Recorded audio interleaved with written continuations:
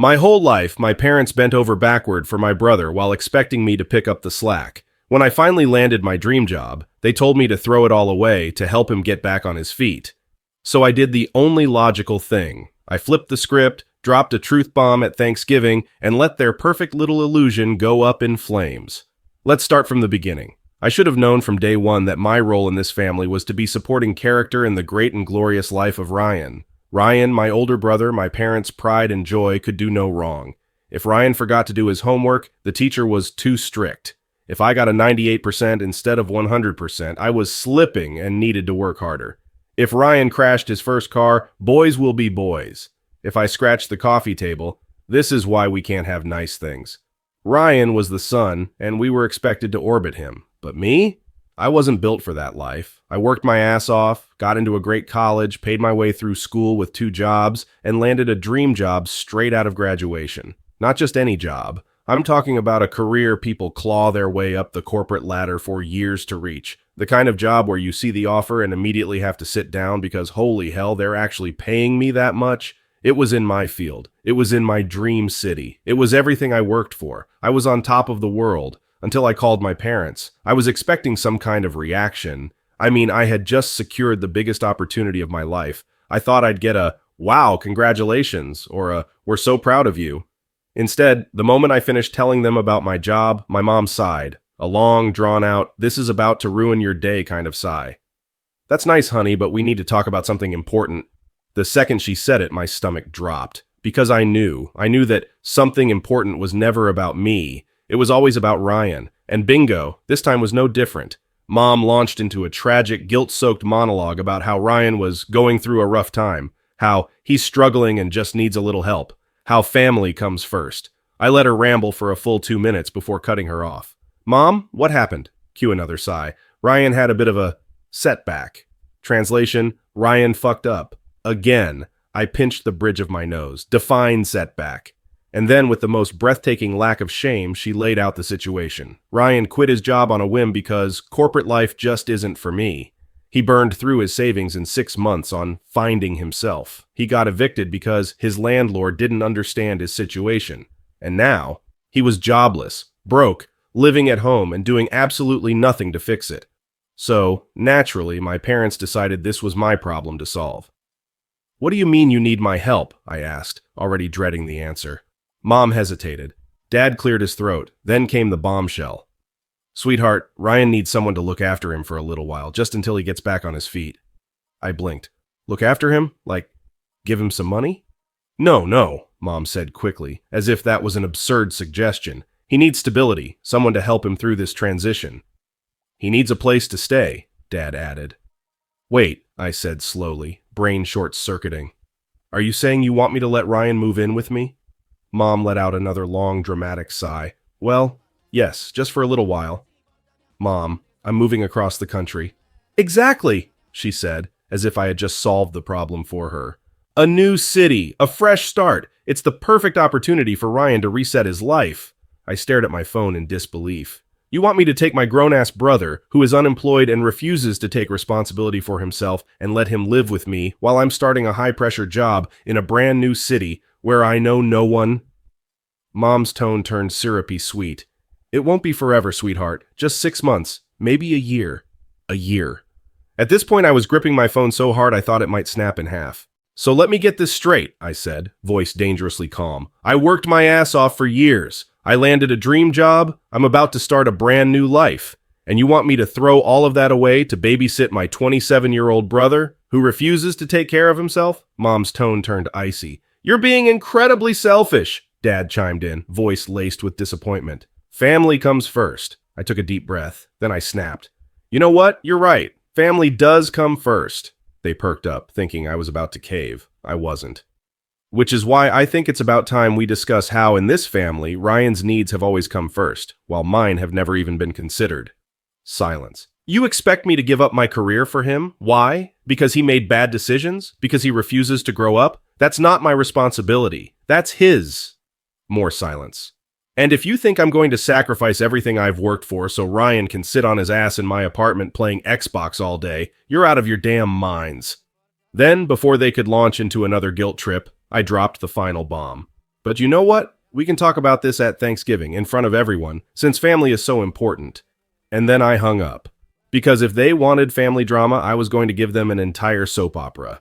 I don't know if you've ever walked into a room knowing you were about to detonate a bomb, but let me tell you, it's exhilarating. By the time Thanksgiving rolled around, I had spent 2 weeks ignoring my parents' guilt trip texts. I wasn't coming home to apologize. I wasn't coming home to make peace. I was coming home to drop a truth nuke so massive it would leave emotional crater-sized scars on the dinner table for generations to come. And I was going to enjoy every second of it. I drove up to my parents' house that Thursday, fully prepared for war.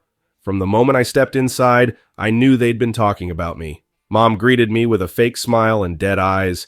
Dad barely grunted in my direction. Aunts and uncles kept giving me these pitying, disappointed glances. And Ryan was nowhere to be seen. Coward. I made my way to the dining room, sat down at the table, and let the tension simmer like a perfectly seasoned roast. I knew they were waiting for me to break. They wanted me to apologize, to give in, to say I'd reconsider letting Ryan move in with me. But I didn't come here to grovel. I came here to watch them squirm. The moment we started eating, the attacks began. First, it was subtle. Such a shame about Ryan. Aunt Linda sighed dramatically, loud enough for the whole table to hear. So many struggles in his life, but family should support each other. Some of us still believe in helping those we love, Uncle Greg added, cutting into his turkey like he was personally offended by my existence. Then, Mom went in for the kill. She set down her fork and looked at me with theatrical sadness. Sweetheart, I just don't understand. How could you turn your back on your brother like this? He's going through so much. Ah, there it is. I set my drink down, took a slow, deep breath, and looked up at her. You know what, Mom? I'm glad you brought that up. And then I stood up. Because if they wanted to guilt trip me in front of everyone, then they were about to get the biggest reality check of their lives. Since we're all gathered here, let's have a little family meeting. Silence. Forks clinked against plates. Everyone was staring at me now. I took my phone out of my pocket and tapped the screen. I just want to make sure we're all clear on why exactly my parents are upset with me. I turned to Aunt Linda and Uncle Greg, who were looking mighty smug. You two seem pretty passionate about supporting family, so let's break it down, shall we? Mom started to shift uncomfortably in her seat. Dad crossed his arms, but I wasn't done. I tapped my phone again, pulling up a saved voicemail from Dad, and then I hit play. His own voice rang through the dining room speakers. You need to step up for your brother. Your career isn't as important as family. Aunt Linda gasped. Uncle Greg looked down at his plate. Mom's face turned white. Dad's jaw tensed so hard I thought his teeth might shatter. That, I said, pointing at my phone, was the message I got after telling my parents I had landed my dream job. And then, I pulled out a second voicemail, this one from Mom. Ryan needs you. He's struggling. You can always find another job, but your brother only has one family. I let that one hang in the air for a moment. Then I slid my phone back into my pocket and looked my mother dead in the eyes. You expected me to throw away everything I worked for, to move back home and babysit my 27-year-old brother because he refuses to take responsibility for his own life? Mom opened her mouth to argue, but I wasn't finished. I was supposed to give up my career for him while you and Dad do nothing? Where was this family support when I was busting my ass through college, working 2 jobs just to pay tuition? Where was it when I was struggling? Oh, that's right. You didn't care because I wasn't Ryan. The table was dead silent. I could hear someone's fork drop onto their plate. Ryan, who had finally slinked into the room, looked like he wanted to sink into the floor and disappear. Mom's face twisted into rage, but before she could speak, I delivered the final hit. You know what the worst part is? I'm not even mad at Ryan. I'm mad at you, because you are the ones who raised him to be this way. You made him believe that no matter how many times he fails, someone will always clean up his messes for him. Well, guess what? I turned to Ryan. Not this time. Mom slammed her napkin down on the table. You are ruining Thanksgiving, she shrieked. I laughed, actually laughed. No, Mom, you did that years ago. And then I grabbed my coat, pushed my chair back, and walked out, because I didn't need to convince them. I didn't need to win the argument. I had already won the moment I chose myself over them. Mom tried to call me 20 times that night. I didn't answer. Dad sent a long-winded text about how I'll regret this one day. Left him on read. Ryan, he didn't say a word. Not a single text. Not a single call. Because for the first time, he realized he was on his own. But the best part? Aunt Linda and Uncle Greg changed their tune real fast. Because the second they heard those voicemails, they realized this wasn't just me overreacting. This was years of favoritism exposed for everyone to see. You ever drop a bomb so massive that the aftershocks keep coming for months? Because that's exactly what happened. After I walked out of Thanksgiving dinner, the explosive edition, my phone didn't stop buzzing. At first, it was just my parents. Then, it was the extended family. Then, it was random acquaintances from childhood who had absolutely no business inserting themselves into this mess. And oh honey, the aftermath was so much better than I could have ever imagined. My mother, ever the drama queen, went full social media martyr after my exit. The next day, she posted a long, dramatic Facebook status that read like an obituary for a child she still had but was very disappointed in. It started with something like, "Sometimes as a mother you give, and all you get in return is betrayal. Family should mean loyalty, but in today's selfish world, even your own blood can turn their back on you." It was peak emotional manipulation. She threw in Bible verses. She added a hash, heartbroken mother, and, my favorite part, she blocked me before I could respond. But she didn't block everyone else because, oh boy, the comment section turned into a war zone. Aunt Lisa: "Wow, really? You expected your daughter to put her life on hold for a grown man?" Cousin Alex: "I was there. You straight up told her career didn't matter. Maybe reflect on that." Uncle Greg, formerly Team Parents, now reconsidering his life choices: "I actually want to hear her side of the story before making a judgment.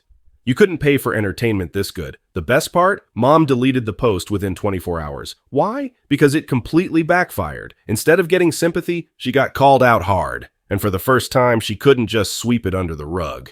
After Thanksgiving, Ryan went silent. Not a single text, not a single call, not even a half-assed attempt at playing the victim, which was weird, right? So naturally, I kept tabs from a distance. And oh boy, it turns out that when you remove a golden child safety net, they fall hard. His credit cards were maxed out. His friends, aka the people who mooched off him, vanished. And best of all, Mom and Dad couldn't afford to support him anymore. See, when I left, they expected me to fold eventually. They thought I'd come crawling back with an apology, take Ryan in, and fix everything. But instead, I never looked back. And suddenly, they were left to deal with him themselves. Ryan had never been told no in his life. Now, he was getting hit with reality like a truck. Job hunting was hard, rent was expensive, and taking responsibility for himself? Unfair. I heard through the grapevine that after 2 months of trying to find work, he ended up moving into Mom and Dad's basement. A 27-year-old man, who was supposed to be figuring out his life, was back in his childhood bedroom playing video games while our parents panicked. And me? I was thriving. If you were in my shoes, what would you have done? Would you have gone nuclear like I did, or just walked away quietly? Drop a comment below and let me know your thoughts. And if you loved this revenge story, don't forget to like this post.